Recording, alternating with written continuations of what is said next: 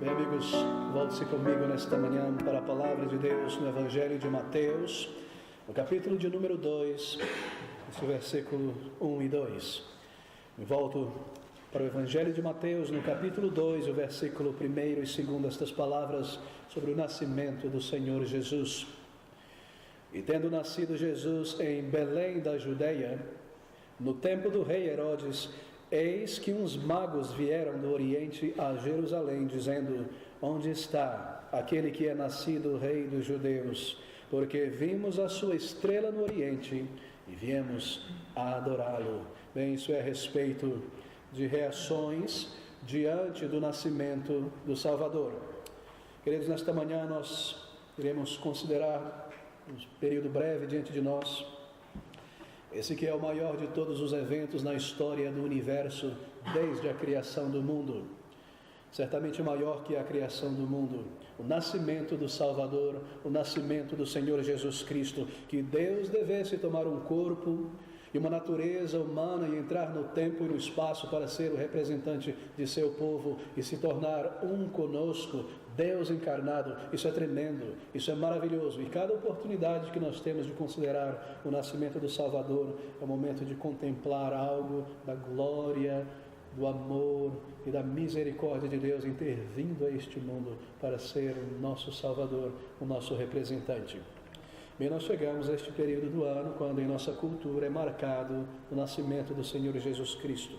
E o que eu gostaria de fazer nesta manhã, em cada oportunidade que nós temos, é de considerar, e agora de uma maneira expositiva e consecutiva, este segundo capítulo de Mateus.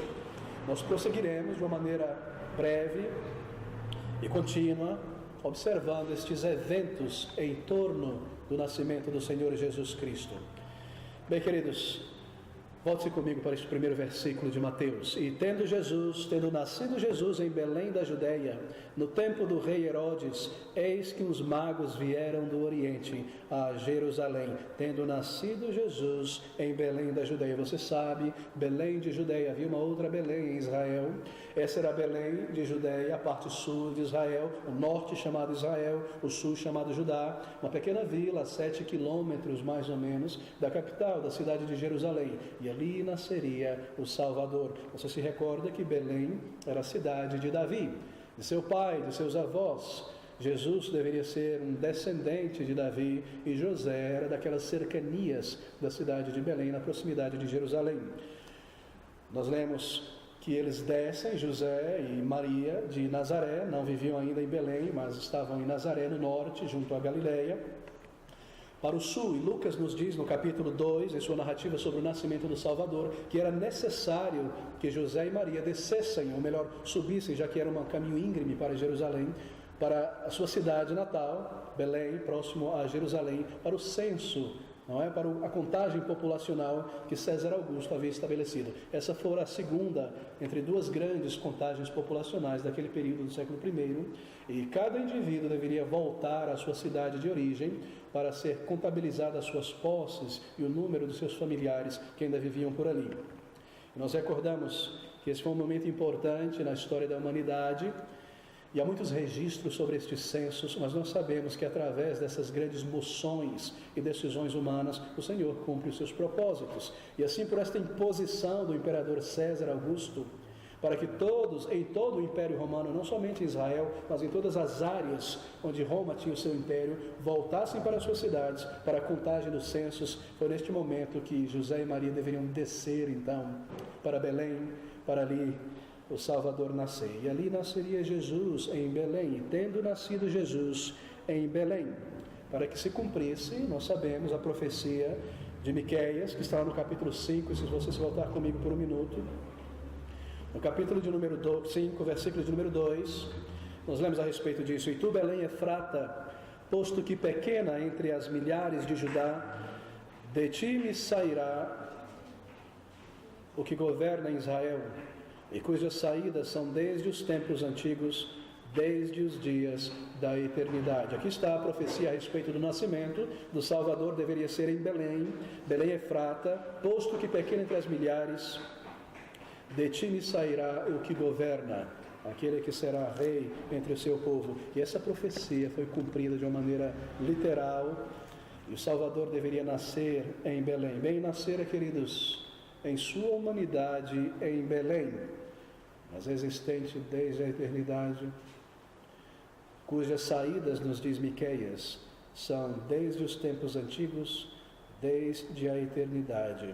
Se você abrir comigo em Lucas capítulo 2, no versículo de número 7, nós lemos ali que ele nasceria em uma estalagem. Observe comigo, Lucas, em sua narrativa, capítulo 2, versículo 7. E deu à luz a seu filho primogênito, e envolveu-o em panos e deitou-o numa manjedoura, porque não havia lugar para eles na estalagem. Muito interessante. Há certo número de informações folclóricas que foram criadas em tradições posteriores ao Novo Testamento, que de alguma maneira foram colocadas ou aderiram em nossas mentes ao nascimento do Salvador, mas que não são bíblicas. Deixe-me tentar apontar algumas delas. A Bíblia não diz que o Senhor Jesus Cristo nasceu em um curral. Ele não nasceu em um curral, em uma fazenda. Nem diz também que ele tenha nascido em uma grande, imensa estrebarias, onde muito gado, muitos cavalos são guardados ali no inverno, ou alimentados durante o verão, em uma fazenda, uma estalagem muito grande. Ele nasceu em uma estalagem pequena. Uma estalagem, você sabe, era uma espécie de alojamento para viajantes. Havia ali comidas que eram servidas, quartos para se dormir, refresco para o dia, para que aqueles que jornavam pudessem ter um descanso por algum tempo, pernoitar e então seguir por sua viagem. E José e Maria estavam de passagem por Belém. Eles não haveriam de plantar residência ali, eles tinham subido a Jerusalém para o censo. E nós lemos então que eles ficaram naquela estalagem.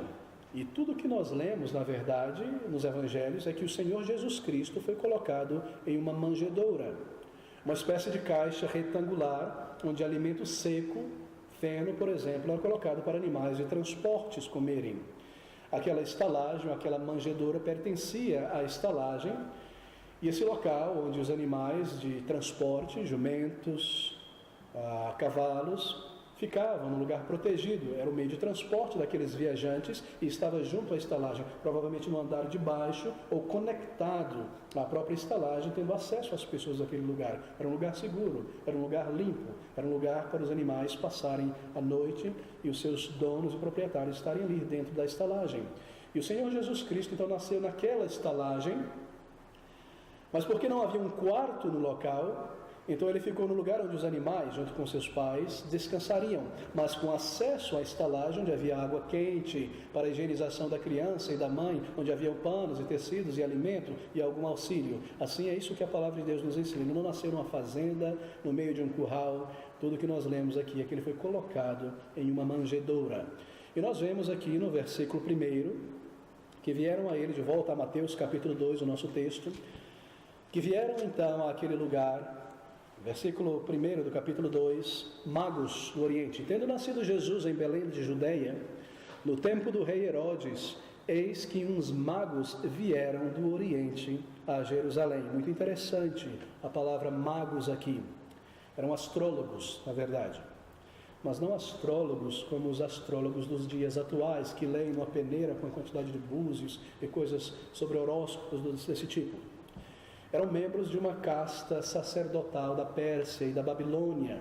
Era uma classe acadêmica, eram sacerdotes, eram eruditos, eram pessoas de grande conhecimento. Há muitos registros sobre essa classe sacerdotal de magos na antiguidade, tanto na Babilônia, na Medopérsia, naquelas regiões entre o rio Tigre e Eufrates. Há muitos registros em museus vários sobre essa classe sacerdotal. Eram astrólogos na antiguidade, mas não exatamente como nos dias de hoje, como eu mencionei. Astrologia, na antiguidade, ela era uma mistura de astronomia e astrologia. Na verdade, a nossa ciência da astronomia, ela tem origem por ali, na Babilônia, na Medopérsia. Aquelas pessoas em busca do conhecimento do futuro, eram supersticiosas, tinham suas religiões, começaram a mapear as estrelas e mapear o céu, e daí tem esse início a ciência da astronomia. Eram grandes estudiosos do céu, compreendiam onde estavam a ordem das galáxias, das estrelas, dos planetas. Eram indivíduos que liam a respeito de várias religiões e tinham conhecimento sobre as principais religiões da época. acumularam uma grande erudição antiga sobre todo tipo de conhecimento. Estes magos que se dirigem a Jerusalém eram astrônomos, astrólogos, sacerdotes, membros de uma classe sacerdotal, homens de grande erudição. E nós não sabemos quantos deles se dirigiram a Jerusalém. Tem sido representado em um número de 3, mas mais uma vez, esse é um elemento folclórico a partir de tradições não bíblicas, sobretudo católicas, que se apegaram à ideia do nascimento de Cristo. Nós simplesmente não sabemos o número desses magos que se dirigiram a Jerusalém. A tradição posterior ao Novo Testamento aponta para 3, mas provavelmente por causa dos 3 presentes, como se cada um tivesse dado um presente, mas a Bíblia não menciona nada disso. Tudo que nós lemos é que eles vieram e que presentearam o Salvador, mas muito provavelmente eram muito mais do que 3, 7, 8, 12. Primeiro porque eram homens ricos também, não poderiam viajar sozinhos carregando esses tesouros pelo deserto, onde haviam muitas tribos, muitos inimigos, pessoas eram assaltadas, provavelmente uma comitiva, provavelmente um número bem maior daqueles homens para chegar ali a Jerusalém, não somente 3. Eles não eram reis magos, a Bíblia não menciona também o título de reis. Também parte dessa tradição posterior que se apegou à ideia do nascimento do Salvador. Alguns pensam que as profecias do Antigo Testamento que dizem que reis se prostrarão diante do Senhor, que estes magos talvez fossem estes reis, mas é inconcebível, não está na Bíblia. Bem, querido, no entanto, de repente, no meio de suas pesquisas, no meio de seus estudos, o seu estudo é interrompido pelo aparecimento de uma estrela tão diferente no céu. Algo extraordinário acontecera. Aqueles homens já tinham naquela época mapeado todo o céu ali da Mesopotâmia. Eles conheciam a ordem das estrelas e os seus lugares. Cada planeta que era possível ser observado a olho nu e com aqueles instrumentos rústicos para a época ainda, de potencializar a visão, já existiam naquela época sim.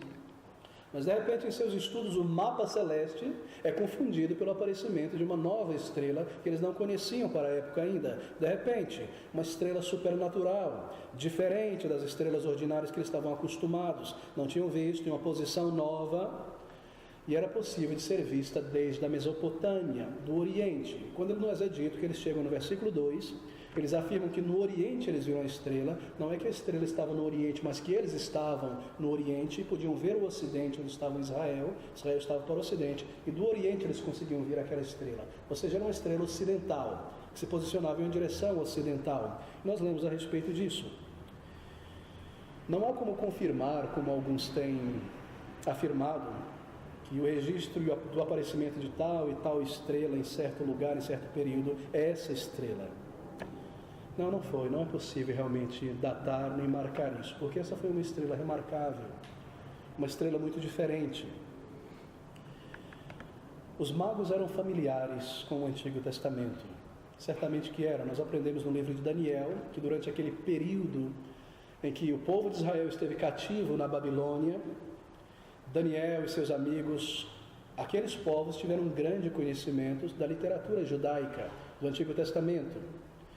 E eles, magos, certamente conheciam a literatura daquele grande povo de Israel, que era tão famoso na antiguidade por suas peregrinações, a maneira como Deus os tirou do Egito, todas aquelas civilizações históricas que não existem hoje, mas conheciam sobre Israel. E em seus escritos estava algo a respeito do grande povo de Israel e do Deus Jeová. E aqueles homens estudiosos que conheciam a maioria das religiões da época, eles conheciam a literatura do Antigo Testamento. E eles aprenderam isso. E eles estudavam o Antigo Testamento.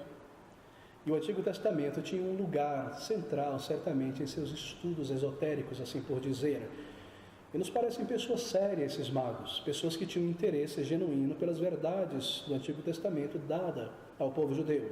E é no meio desses estudos, e nós cremos que Deus permitiu que eles chegassem a essa informação em particular a respeito do nascimento do Messias. É no meio dos seus estudos sobre a literatura judaica, onde eles percebem que o Messias viria, estudando as muitas profecias, aquelas duas famílias de profecias sobre o Salvador, uma família que diz que ele seria humilhado, desprezado e morto, e uma outra família de profecias que diz que ele seria glorioso e rei, apontando obviamente para o seu novo reino neste mundo. Eles ouviram e leram a respeito do Salvador, e no meio dos seus estudos, de repente, essa imensa e grandiosa estrela aparece. E nós sabemos que isso foi da parte do Senhor, que Deus colocou em seus corações que aquela estrela, de alguma maneira, era a indicação do nascimento do Messias do povo judeu. E assim nós lemos que eles se dirigem para Jerusalém.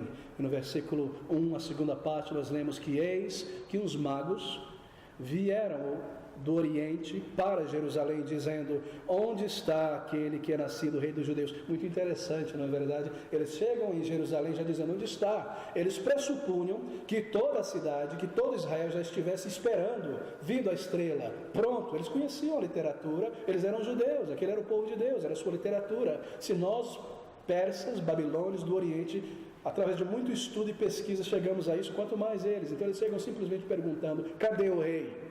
Eles não perguntam: vocês já leram a respeito disso? Eles esperavam que os judeus estivessem prontos e preparados também. E nós lemos dizendo no versículo 2: onde está aquele que é nascido rei dos judeus? Porque vimos a sua estrela no Oriente, ou do Oriente, e viemos a adorá-lo. Que palavras tremendas. É bastante curioso, não é?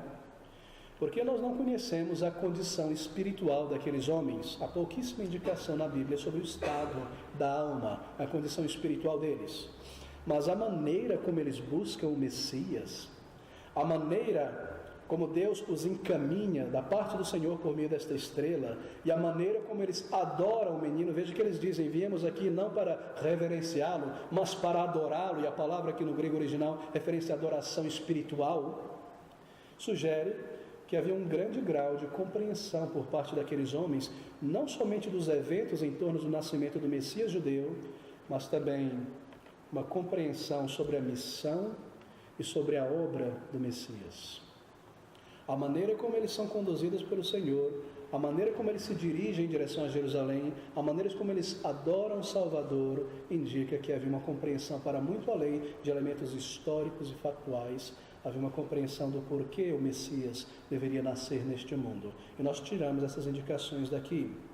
Certamente eles tinham lido sobre Isaías 53, sobre o seu sacrifício, sobre o que ele faria, sobre a sua humilhação. Certamente eles tinham lido o Salmo de número 22 e tinham tomado vislumbres, relances da sua obra expiatória. Aquelas duas famílias de textos sobre a vinda do Salvador, profecias, que ele seria humilhado e desprezado pelo seu povo, eles conheciam isso em seus estudos. E aquela outra família, que ele seria exaltado e glorificado.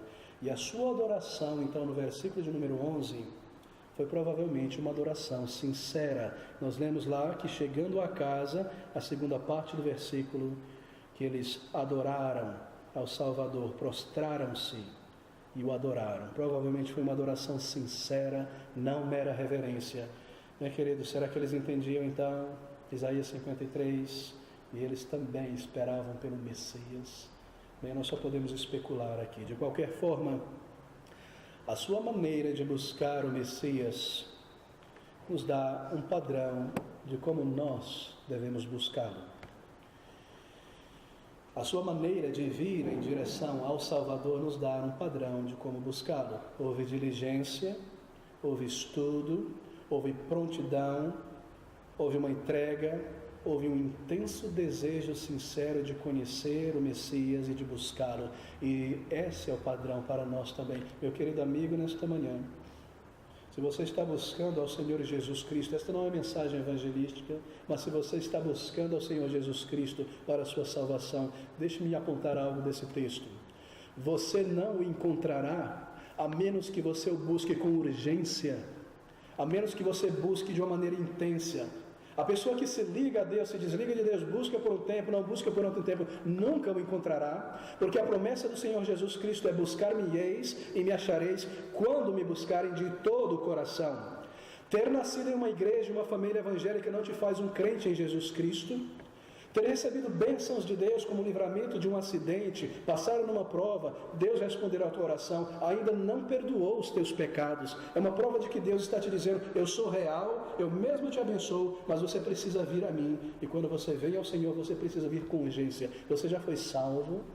Você já buscou pessoalmente ao Salvador para o perdão de teus pecados? Você pode olhar para trás e ver um dia onde houve verdadeiro arrependimento, convicção que eu sou um pecador. e arrependimento diante do Senhor, não apenas um sentimento de remorso por coisas que eu fiz, mas arrependimento pelas minhas mentiras, pela minha imoralidade, por tudo aquilo que eu fiz de errado, e confissão diante do Senhor, e houve uma resposta de paz, houve certeza de perdão e vida eterna. Essa é a obra chamada na Bíblia de conversão, um nascer de novo, e tudo isso é precedido por uma busca intensa, um desejo real de ser salvo. Será que você pode identificar esse período de busca, de salvação? Ou tudo que você pode apontar: eu fui batizado um dia, eu passei pela igreja um dia. Houve uma busca, e o padrão destes magos, a maneira como eles buscaram o Salvador, é o padrão para nós também. Se nós já o buscamos, nós devemos buscar com intensidade até encontrá-lo e encontrar uma certeza e uma resposta de paz da parte do Senhor. Bem, nós vemos no versículo 3 que eles então chegaram a Jerusalém. E o rei Herodes, ouvindo isto, perturbou-se, e toda Jerusalém com ele. Ouvindo o que? Aquilo que nos é dito no versículo de número 2. Onde está aquele que é nascido rei dos judeus? Porque vimos a sua estrela no oriente e viemos adorá-lo. E o rei Herodes e toda Jerusalém, nós lemos, se perturbou diante disso. Bem, este é Herodes o Grande. Eu tenho certeza que você já ouviu falar sobre ele. Ele governou toda Israel, não só Judá, mas todo o território judeu, toda Israel, do ano 37 a.C. até o ano de número 4 depois de Cristo. Não é o mesmo Herodes do ministério do Senhor Jesus Cristo na vida adulta. Aquele Herodes é o filho deste Herodes o Grande. Este é o Herodes das grandes construções. É o Herodes da cidade de Cesareia, que construiu aquele grande aqueduto, aquele porto imenso de Cesareia. Esse é o Herodes que haveria de construir aquele grande, imenso forte, naquele monte alto de Massada, de onde você pode contemplar o Mar Morto, para onde fugiram aqueles judeus com a destruição de Jerusalém no ano 70. É o Herodes dos aquedutos, da arte, da música. Esse é o Herodes que ampliou o espaço do templo em Jerusalém. Você se recorda? Do templo de Neemias, o segundo templo.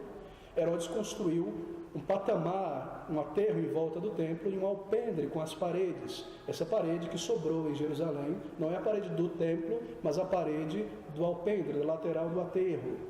E foi ele que construíra e embelezara aquela cidade e construíra tantas outros monumentos e coisas importantes em termos arquitetônicos em Israel, em Jerusalém. Herodes o Grande, mas que é conhecido também na história como um homem extremamente violento, cruel e ciumento. E uma vez que ele ouviu sobre o nascimento desse menino, que ameaçaria de alguma maneira o seu reino, ele determinou-se que o iria matar. Ele não cria nas profecias, ele não cria no Messias, ele não cria na lei de Deus. Esse é Herodes. Ele apenas tinha em vista a preservação do seu trono, a preservação do seu poder. Ele considerava aquele povo, também seu, parte judeus, era Herodes, como um povo supersticioso, como um povo místico. Era um idólatra, era um politeísta. Sua preocupação era a intriga e o poder. E quando ele ouve a respeito daquela superstição, como ele pensava, dos judeus, a respeito do Messias que nasceria, que seria o rei do seu povo, então ele se torna perturbado. Mas nós lemos no versículo 3, ele fica perturbado, que não somente ele, mas toda Jerusalém se perturba. Nós não sabemos o que toda Jerusalém significa aqui. Será que são apenas os principais dos sacerdotes e os escribas, ou literalmente todas as pessoas de Jerusalém? Nós não sabemos. Mas o fato é que eles se perturbaram. Mas por que eles deveriam se perturbar? Bem, por esta razão, nenhum povo sob o Império Romano poderia ter um rei. César era o único rei. Todos os reis foram mortos ou levados cativos para Roma para entrarem naquela procissão sob cadeias e correntes. Não havia mais reis, somente César. Nenhum povo poderia ter o seu próprio rei. César era o único soberano. Eles poderiam ter os seus concílios. Israel tinha o Sinédrio, o conselho dos 70 anciãos, mas não um rei. E assim como quando a conversa de um rei começa a tomar as ruas da capital Jerusalém, espalhada pelos magos, muitos temeram uma insurreição do povo de Israel contra os romanos, e os líderes de Israel, que eram amantes do prestígio e homens não espirituais, temeram que a sua vida secular fosse abalada e que eles, por não conseguirem controlar o povo, como os conselheiros daquele povo, fossem mortos também. Eles não queriam que a sua vida secular mudasse. Era um povo supersticioso também, e essas notícias lhe causaram grande temor. E eles estavam certamente, pense comigo, ofendidos porque gentios, babilônicos, persas, vieram falar para eles sobre o seu Messias, sobre a sua palavra. Eles detestavam os gentios. E assim nós lemos que Jerusalém estava perturbada. E no versículo 3, o rei Herodes, ouvindo isto, perturbou-se e toda Jerusalém com ele. E congregados os principais sacerdotes e os escribas do povo, e aqui está esses dois principais grupos que serão os maiores antagonistas do Senhor ao longo do seu ministério, perguntou-lhes onde havia de nascer o Cristo. Que palavras interessantes. Apesar da sua incredulidade, eles sabiam onde nasceria o Salvador. E a resposta deles no versículo 5 é que eles disseram que em Belém de Judeia, porque assim está escrito pelo profeta, versículo 6, e tu, Belém, terra de Judá, de modo nenhuma és a menor entre as capitais de Judá, porque de ti sairá o guia que há de apacentar o meu povo Israel. Apesar de incrédulos, eles sabiam esse elemento histórico de onde o Salvador deveria nascer. E o que eles estão fazendo aqui no versículo 6 é citar o profeta Miqueias. Abra comigo no capítulo 4 de Miqueias, no versículo de número 2.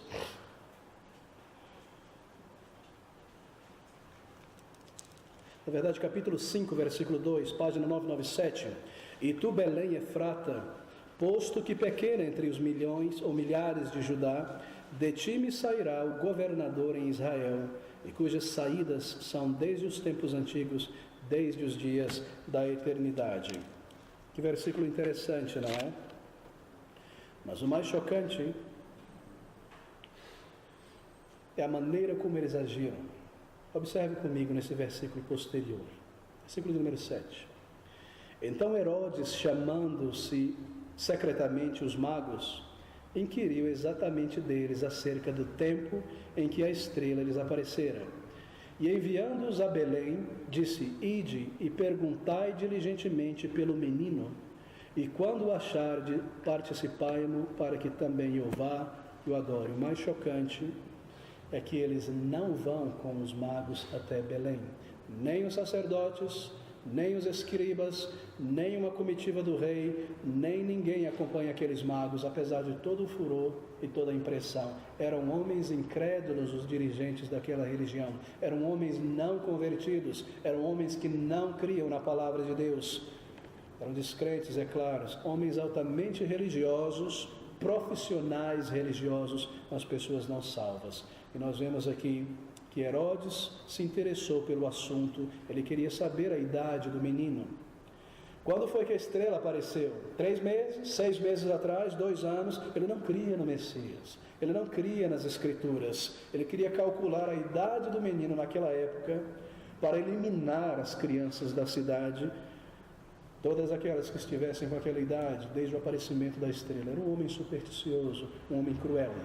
No versículo de número 8 nós lemos que enviando-os a Belém disse: Ide, encontre o menino, me diga a informação e eu irei também adorá-lo. É claro que ele estava apenas preparando a sua morte. Versículo 9: E tendo eles ouvido o rei, partiram, e eis que a estrela que tinham visto no oriente ia adiante deles, até que chegando se deteve sobre o lugar onde estava o menino. Muito bem, a estrela reaparece novamente.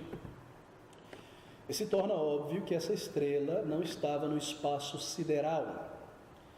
Ela estava dentro da atmosfera, na troposfera, nessa região onde os pássaros voam, as nuvens. Ela não poderia estar distante, ela não poderia estar no espaço sideral. Não era uma estrela comum. De que maneira alguém poderia localizar uma casa com uma estrela no espaço sideral, tão distante, dizer que aquela estrela está em cima da casa de fulano? Impossível. Era uma estrela mais próxima, numa altura onde era possível visualizar um ponto geográfico e entender uma marcação. Era uma estrela supernatural, um ponto de luz, talvez declarada como estrela, mas um guia, certamente, o GPS do Senhor para conduzir aqueles homens ao lugar exato onde o Salvador haveria de nascer. Bem, ela reaparece, foi uma estrela excepcional, provida por Deus para um objetivo. E o versículo de número 10 nós lemos: E vendo eles a estrela, regozijaram-se muito com grande alegria. E entrando na casa, acharam o menino com Maria, sua mãe, e prostrando-se o adoraram, e abrindo seus tesouros ofertaram-lhe dádivas, ouro, incenso e mirra. Bem, mas quando isso aconteceu exatamente? Qual era a idade do menino, do Senhor, nesse momento em que os magos chegam a Jerusalém, a Belém, vindo de Jerusalém, e o encontram ali? Em que momento? Lá em Lucas, novamente, no capítulo 2, nós lemos no versículo 22, algo que nos auxilia a perceber a idade dele, talvez.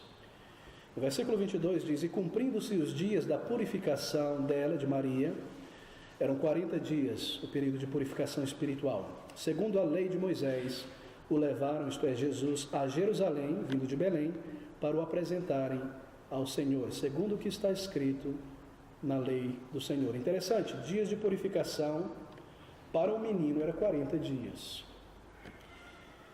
Ele já não era mais um bebê. Não era um bebê recém-nascido, não estava mais na estrebaria. 40 dias, pelo menos, já haviam passado daquele momento em que José e Maria chegam à estrebaria, onde o Salvador haveria de nascer. Pelo menos 40 dias. Ainda no versículo de número 24 de Lucas, nós lemos: e para oferecer, isto em Jerusalém, o sacrifício segundo o disposto na lei do Senhor, um par de rolas ou 2 pombinhos. Muito interessante, se você se recorda do livro de Levíticos, nós sabemos que um par de rolas, pombinhos, era o sacrifício para pessoas pobres. Pessoas não pobres ofereceriam um cordeiro, poderiam pagar, comprar um cordeiro, mas pessoas pobres lhe era permitido que oferecessem estes pequenos aves. E se esse encontro dos magos com o Senhor acontecesse antes da dedicação do Senhor Jesus no templo, ele era levado, ele fora circuncidado ao 8º dia, no 40º dia, ao final da purificação de sua mãe, ele era trazido para o templo, ali oferecido ao Senhor, porque todo macho que saísse do ventre deveria ser oferecido ao Senhor. Sacrifício era feito como sacrifício de gratidão, de oferta. Mas se os magos tivessem vindo antes dessa oferta, do oferecimento ao Senhor, então eles não seriam mais pobres, eles teriam ouro, eles poderiam ter a capacidade de comprar um cordeiro. Assim nós inferimos que os magos vieram pelo menos 40 dias depois do nascimento do Salvador, posterior ao seu oferecimento, à sua vinda ao templo com seus pais. E nós lemos que houve esse encontro então com o Senhor. Quando Jesus foi apresentado ao templo, José e Maria eram bastante pobres. E eles foram ao templo em Jerusalém, 7 quilômetros de distância de Belém. E após essa dedicação, então vieram os magos, e essa é a narrativa de Mateus, no versículo de número 11. E entrando na casa, acharam um menino, já não é mais a estrebaria, agora é uma casa, talvez alugada, talvez de algum parente. José tinha familiares ali, por algum tempo. O adoraram, viram a mãe, na verdade, o menino com Maria e sua mãe, e prostraram-se e o adoraram. Então eles abrirão seus presentes diante do Salvador. Não foram os magos que encontraram o Salvador na estrebaria, foram os pastores. E essa é a narrativa de Lucas.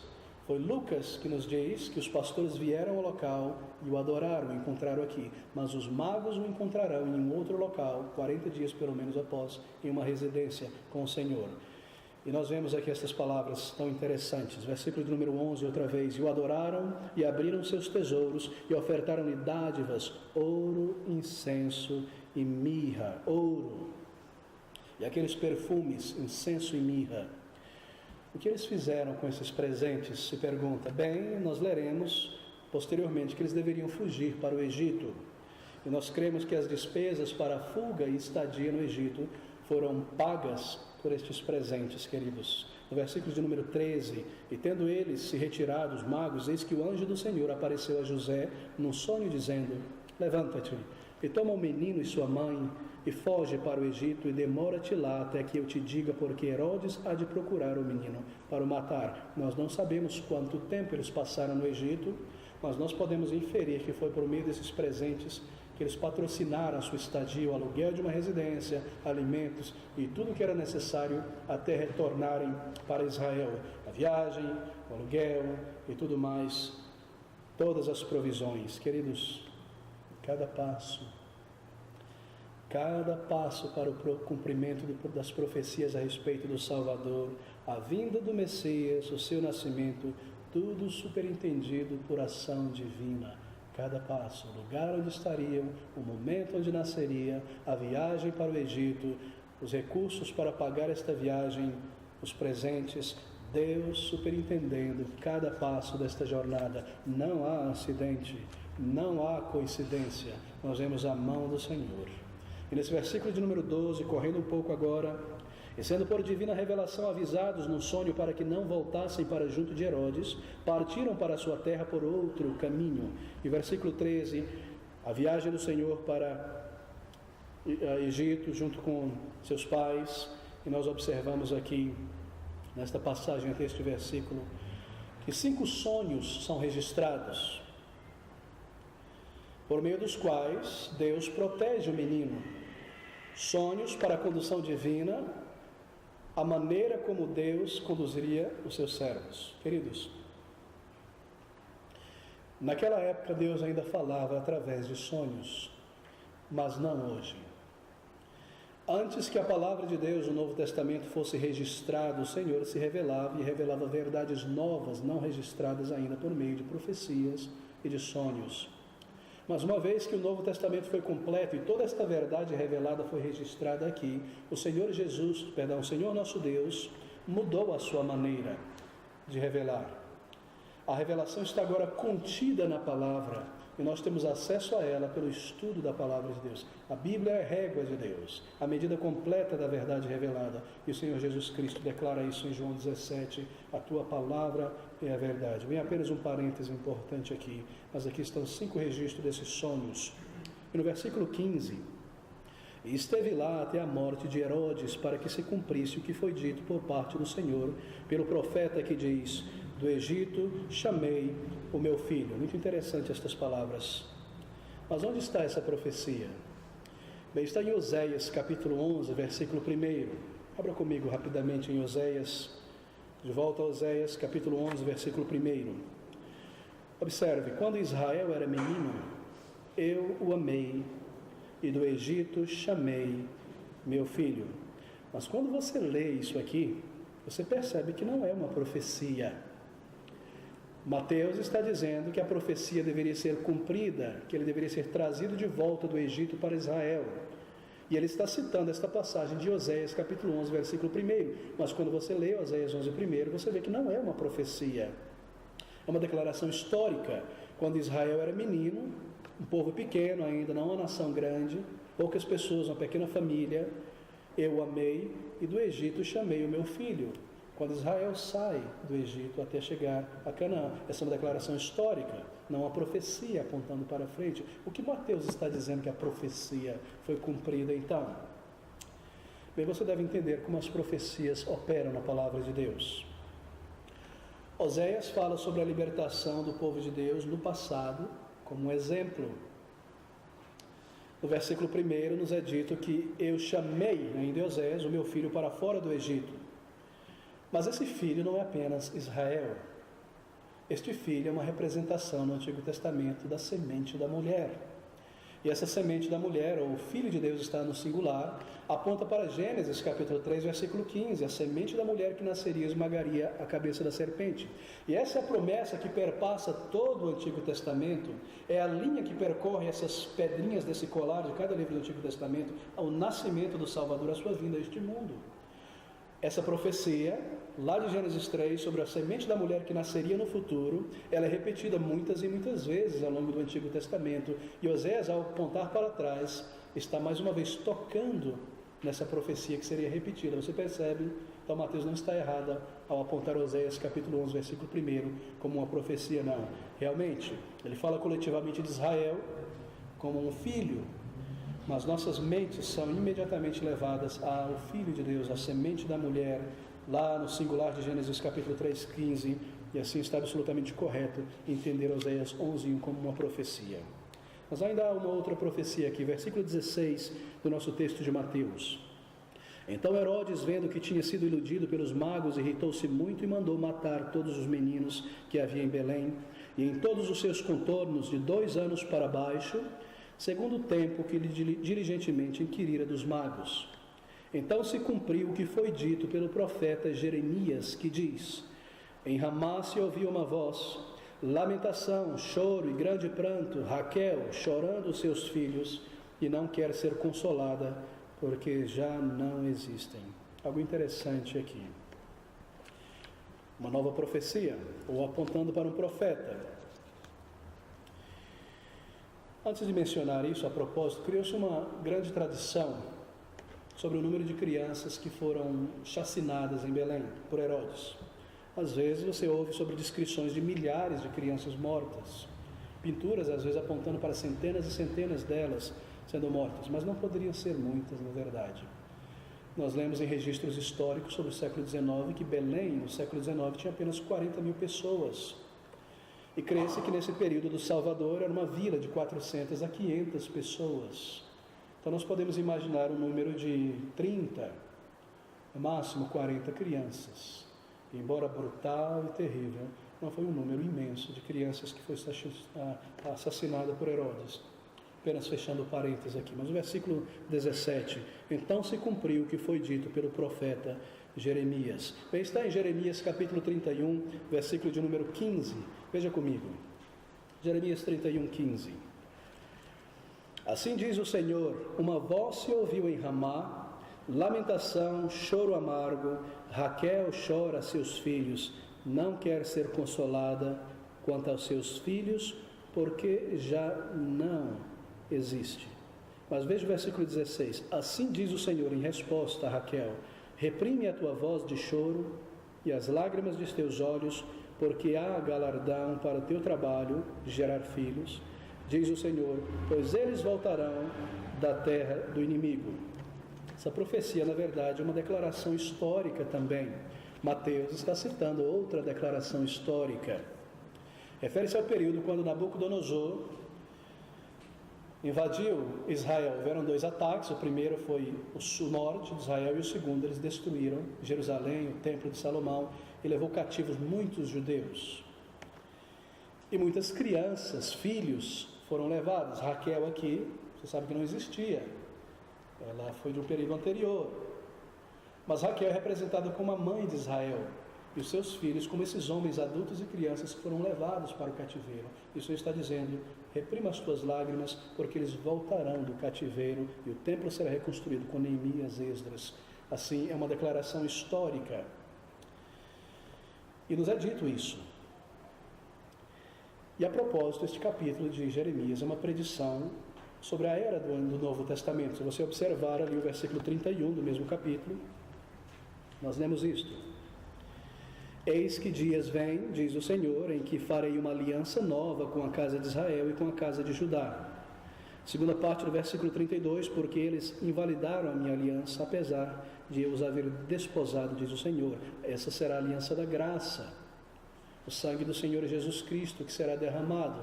Esse é o contexto que aponta para a igreja. Assim há esperança, o Salvador virá. Mas mais uma vez, uma profecia é mencionada, onde a semente santa será preservada, o povo não será por inteiro destruído em Babilônia, mas o remanescente será trazido para que esse berço que é Israel permaneça intacto, para que o Salvador nasça nesse berço para o mundo inteiro. E é isso o que está sendo dito no versículo 18 de Mateus 2. Uma grande voz de lamentação, Raquel chorando seus filhos, não quer consolá-la, já não existe, mas Jesus foi preservado, e a semente foi preservada, e ele haveria de crescer, e ele haveria de ir para aquela cruz como Salvador do seu povo, como a esperança de Israel para todas as nações, e é isso que Mateus está mencionando aqui, escrevendo aos judeus. Esses dois exemplos, Oséias e Jeremias, são exemplos de como Deus preserva a santa semente para que o Messias viesse com o propósito de que o Salvador fosse preservado.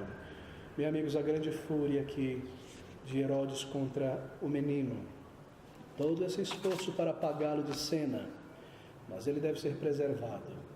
Ele deve crescer sob a lei, em sabedoria e em estatura.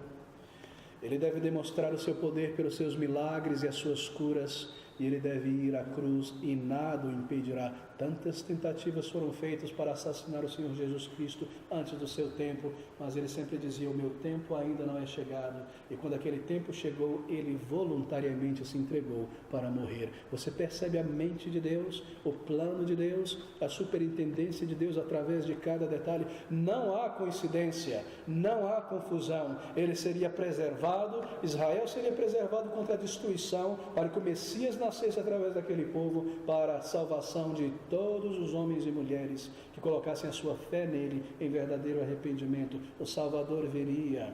Um propósito, queridos, aqui. Há um texto tremendo no livro de Apocalipse, eu gostaria que você abrisse comigo. No capítulo de número 12, Apocalipse 12, versículo 1, de 1 a 5, bem rapidamente aqui. Aqui está a chave para a compreensão do livro de Apocalipse. É um livro de imagens, de símbolos, não uma narrativa histórica que deve ser vista como uma coisa acontecendo após a outra até o final. São 7 visões que se repetem. Cada uma dessas visões inicia com o Salvador, seu nascimento, morte, ressurreição, período da igreja e o final. E conclui com o final. Cada um desses ciclos volta do início até o final. E aqui no versículo de número 11, nós temos o início de um novo ciclo. Versículo, primeiro, do capítulo 12, desculpe. E viu-se um grande sinal no céu, uma mulher vestida do sol, e esta igreja, tendo a lua debaixo dos seus pés e uma coroa de 12 estrelas sobre a sua cabeça. É uma representação da igreja do Antigo Testamento, as 12 tribos, porque o Salvador nasceria do ventre da igreja, assim por dizer, para a igreja. E estava grávida, e com dores de parto, e gritava com ânsias de dar à luz. Maria, serva do Senhor, José também eram crentes. Salvador nasceria da igreja. E viu-se outro sinal no céu, e eis que era um grande dragão vermelho, que tinha 7 cabeças e 10 chifres, sobre suas cabeças 7 diademas. Satanás, o símbolo do seu poder e domínio sobre as nações. E a sua cauda levou após si terça parte das estrelas do céu, referente ao passado, quando ele caiu, e lançou-a sobre a terra, e o dragão agora parou diante da mulher que havia de dar à luz, diante da igreja, para que, dando à luz, lhe tragasse o filho. Israel deveria ser destruída para que o Salvador não nascesse. Por isso o Senhor a preservou Israel ao longo de toda a história, para que, dando à luz, a tragasse. Nós vemos como Satanás operou através de Herodes, para que o nascimento do Salvador fosse fulminado e fosse destruído. Herodes, insuflado por Satanás, e deu à luz um filho, versículo 5, homem, que há de reger todas as nações com vara de ferro, e o seu filho foi arrebatado para Deus e para o trono. Nesses poucos versículos está toda a obra, o nascimento do Salvador, sua vida, morte, ressurreição e sua ascensão ao céu para o trono de Deus. Tudo aqui está simbolizado nesta visão. Mas o nosso ponto aqui é este. Aqui está Satanás figurando como que esperando o nascimento do Messias para o destruir. Ele tentou destruir o Messias, tentando destruir a nação, o berço pelo qual ele nasceria no mundo tantas e tantas vezes.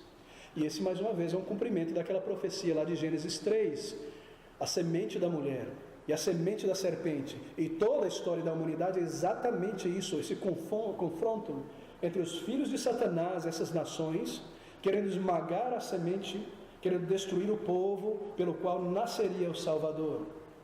Toda a história é essa, este conflito. E o Senhor preservando aquele povo. Haviam crentes ali, pessoas salvas, Davi, Samuel e tantos outros crentes. Havia uma igreja dentro de Israel. Havia uma nação e uma igreja. E Deus preservando a igreja, o remanescente até o final. Essa luta entre a semente da mulher, assim por dizer, povo de Deus, e a semente da serpente, os filhos do maligno, nações ímpias e politeístas. E você às vezes perde o fôlego quando você vê que Israel está quase dizimada e consumida e tomada por ídolos, mas o Senhor preservaria o seu povo até o final, até que o Salvador viesse. Ele nasceria, e ele seria protegido, e aquela serpente haveria de morder o seu calcanhar. E realmente mordeu quando Satanás, assim por dizer, conseguiu insuflar o povo para levar à crucificação do Salvador. Seu calcanhar foi mordido, mas pela sua morte ele esmagou a cabeça da serpente, como nos diz a promessa de Gênesis capítulo 3. A superintendência de Deus em todas as coisas. E é isso que o mesmo João está registrando aqui nesse capítulo 12 de Apocalipse. Satanás inspirando a inveja, a brutalidade de Herodes, Mas quando Cristo aparece, ele é protegido e liberto, como nós vimos na narrativa de Mateus. Ele cumpriria tudo o que haveria de realizar. Ele consumaria a sua obra, seus planos e propósitos para a sua igreja seriam cumpridos. Vem de volta a Mateus, no versículo de número 19, agora em nosso texto, para corrermos para a conclusão. Essas palavras: morto, porém, Herodes. Meus queridos, você para ponderar quando você lê a Bíblia. Veja o que Mateus está dizendo, ele escreve isso de propósito. Morto, porém, Herodes. Que palavras! Aquele que desejava matar, está agora ele próprio morto, prestando contas diante de Deus. Morto, porém, Herodes, eis que o anjo do Senhor aparece num sonho a José no Egito, dizendo: levanta-te, toma o menino. Que palavras tão tremendas. Versículo de número 23. E chegou e habitou numa cidade, eles voltam do Egito, chamada Nazaré, para que se cumprisse o que foi dito pelos profetas: ele será chamado Nazareno. Bem, o versículo 21 e 22 narra o retorno de José do Egito para Israel. Herodes o Grande já estava morto, ascende ao poder os seus 3 filhos, Filipe, Arquelau e o terceiro, e aquele território que era dominado por Herodes, todo Israel agora é dividido em 3 partes. Então José ouve que no lugar de seu pai, em Jerusalém, estava seu filho, e ele decide então ir para a Galileia, voltar para a cidade onde eles estavam antes de vir para o censo, para Jerusalém. E é isso que Mateus está dizendo: chegando, habitou numa cidade chamada Nazaré, para que se cumprisse então essa profecia, ele será chamado Nazaré. Mas quando você procura essa profecia no Antigo Testamento, você não a encontra. Não há no Antigo Testamento uma profecia dizendo ele será chamado Nazareno. Não há uma profecia. Mas há profecias que dizem que ele será desprezado, que ele será renegado, que ele será humilhado. E são essas as profecias que apontam para ele como Nazareno, como de Nazaré. Você se recorda que Nazaré era uma vila desprezada entre os judeus, obscura, muito próximo aos gentios. Galileia, onde passava via mares, não é? Aquela estrada que vinha da Ásia para a Mesopotâmia e descia para o Egito. Tantos gentios fazendo comércio em Cafarnaum naquele período. Era muito um espaço de borda com os gentios. Era um lugar desprezado, Nazaré, Galileia e toda aquela região. Você se recorda quando Filipe ouve a respeito do nascimento e da vida do Messias, ele é dito que ele vem de Nazaré. A resposta dele é: pode vir alguma coisa boa de Nazaré? Essa era a mentalidade judaica. O nazareno era uma pessoa desprezada, houveram muitas revoltas ali contra Jerusalém por parte de nazarenos, e esse é o sentido comum da ideia que as pessoas tinham a respeito de Nazaré. Em Isaías 53 nós lemos que ele seria humilhado, ele seria desprezado. Quando as pessoas olhassem para ele, não veriam nenhuma beleza. Em outras palavras, o seu aspecto físico não era de acordo com o gosto da época. Era um nazareno, parecia um nazareno, tinha um sotaque do interior de um nazareno, uma pessoa não culta. Assim ele era desprezado. E é esse conjunto de textos e profecias que falam que ele seria desprezado e humilhado que Mateus tem em vista, e usa um termo da sua cultura na época dizendo: ele seria tratado como um nazareno.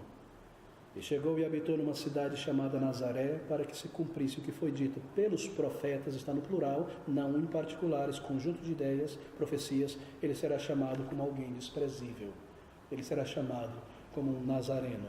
Oh, amigos, esse é um capítulo fascinante, não é?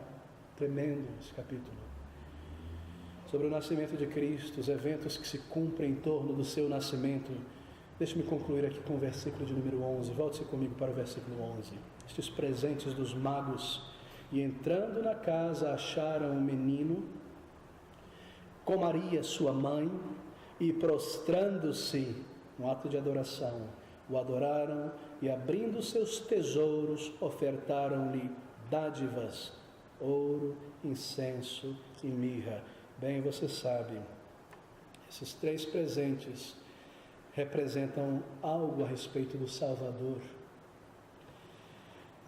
Eles reconhecem, os magos, e creem nas profecias do Antigo Testamento que ele seria um rei. Onde está o rei dos judeus?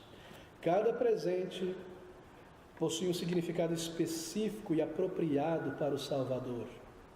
Aqui estão, nesse versículo 11, 3 símbolos de sua obra e do seu ministério. Ouro, representando a sua realeza, Rei dos Reis e Senhor, não neste mundo, não em Jerusalém, na Palestina, não voltando a este mundo e andando por aqui, mas Rei dos Reis e Senhor do seu reino. Meu reino não é deste mundo. A sua realeza, a sua glória, incenso que era queimado pelos sacerdotes, um perfume aromático, quando queimado subia aos céus, representando o seu ofício sacerdotal, e mirra, aquele líquido tão amargo, aquela vegetal raiz tão amarga, prefigurando a sua morte, o amargor de sua morte.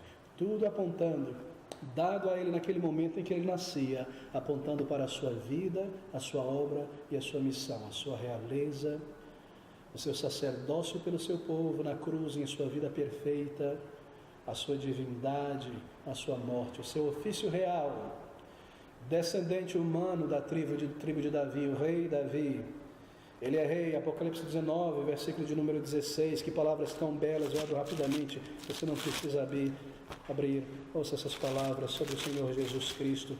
19, versículo de número 16, e no manto e na sua coxa tem escrito este nome, Rei dos Reis e Senhor dos Senhores. Rei em 2 sentidos, rei em relação ao seu povo e rei em relação aos seus inimigos. Ele é o nosso Rei, Senhor. Ele reina neste mundo por sua igreja e nos corações daquele que Ele salvou, nos corações daquele onde Ele habita pelo seu Santo Espírito. E Ele terá domínio e reinará quando Ele voltar. E nos diz Paulo em Colossenses que todo joelho de inimigos e de servos se dobrarão diante do Rei e Senhor Jesus. Em sua coxa está o seu nome, um símbolo da sua glória, ali em Apocalipse. Em relação ao seu povo, Ele reina pelo amor. Ele reina por nós nos submetemos a Ele voluntariamente. Ele é o nosso Senhor, Ele nos salvou. Rei do seu povo, reina para defender o seu povo até o fim. Voltará como seu Rei em glória.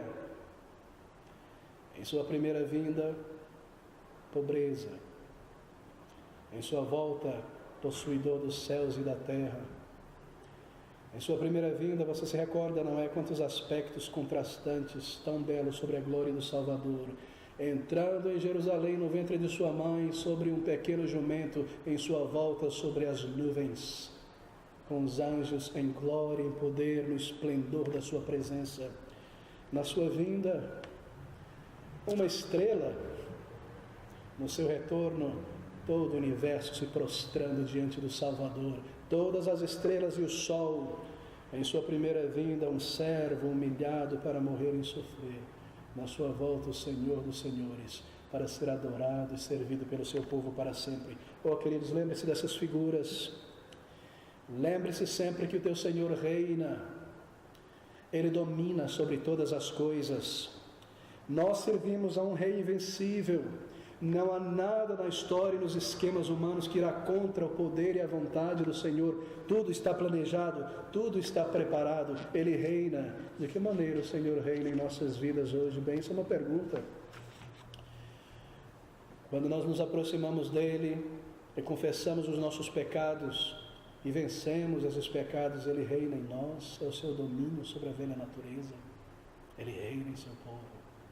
Quando nós nos submetemos à sua vontade revelada, à sua obra, santificação, dia do Senhor, amar almas, estarmos juntos por um povo voluntário servindo, Ele tem domínio sobre as nossas vidas e Ele reina, queridos. Ele tem a história em suas mãos, Ele conhece todas as coisas, não há nada que pode contradizer os seus planos. Na sua vinda, alguns pastores louvando o seu nome, na sua volta, milhões e milhões de anjos a cantar os seus louvores, e nós subiremos com o Salvador para adorá-lo e para juntar as nossas vozes no coro celestial, dizendo aleluia e salvação ao Cordeiro de Deus. Esse é o Senhor Jesus Cristo. Ele reina. O seu ofício como sacerdote, Hebreus 9, 26, nos diz aquilo que Ele fez por nós. Lá no versículo de número 26 nos é dito que de outra maneira De outra maneira, necessário lhe fora padecer muitas vezes desde a fundação do mundo, mas agora, na consumação dos séculos, uma vez se manifestou para aniquilar o pecado pelo sacrifício de si mesmo, um mediador entre Deus e os homens. Ofereceu a si mesmo, entregou-se a si mesmo para satisfazer a lei de Deus. Você se recorda? Uma vida perfeita sob a lei para ser o nosso representante diante de Deus. E um sacrifício perfeito para ser punido em nosso lugar. Você sabe disso, não é? A morte do Senhor Jesus Cristo na cruz é o sacrifício que Deus provê para a nossa purificação. Esse é um lado da história. Nós teríamos os nossos pecados perdoados e a reconciliação com Deus. Mas isso não nos garantiria uma entrada no céu, porque o céu é um galardão. Mas por sua vida perfeita, sob a lei, sem jamais quebrar, pelos seus méritos, um galardão acreditado a nós. Vida perfeita, sacrifício aceitável, o nosso perdão, a nossa reconciliação e o céu para o seu povo pela sua vida perfeita, sem jamais pecar. Como o profeta lá em Deuteronômio 18:15, é quem fala de Deus para os homens. Hebreus capítulo 1 nos diz que Deus falou de muitas maneiras pelos profetas aos pais, mas nesses últimos dias falou pelo próprio Verbo, pelo seu próprio Filho. E aqui está a sua palavra registrada, e Ele continua a falar pelo seu Espírito aos corações de homens e mulheres, e a reunir pessoas para dentro da sua igreja, e a salvar e a transformar a vida, e Ele nos leva a obedecer a sua palavra, e Ele nos guia até o fim. Como profeta, Ele fala de Deus aos nossos corações pela sua palavra. Mirra não aponta necessariamente para um ofício profético, mas fala de sua humanidade, mas fala de seu sofrimento, verdadeiramente homem. Parecia-se um judeu, falava como um judeu, com o sotaque de uma região, cansou-se à beira do poço, precisou dormir no barco, precisou pedir por água, verdadeiramente humano. Deus que se fez homem. Uma mensagem tão maravilhosa, este capítulo 2 de Mateus. Pense sobre a maneira como os magos buscaram um Salvador. É um padrão para nós. Um menino em uma manjedoura, em aparente fraqueza, em aparente fragilidade ali com seus pais, mas o Deus encarnado, o Criador dos céus e da terra, aquele que trouxe à existência a estrutura atômica de todo o universo, todas as galáxias e os anjos e seres celestes, ali como um menino deitado, o Deus eterno que se fez homem para que os filhos e filhas dos homens pudessem serem feitos filhos e filhas de Deus.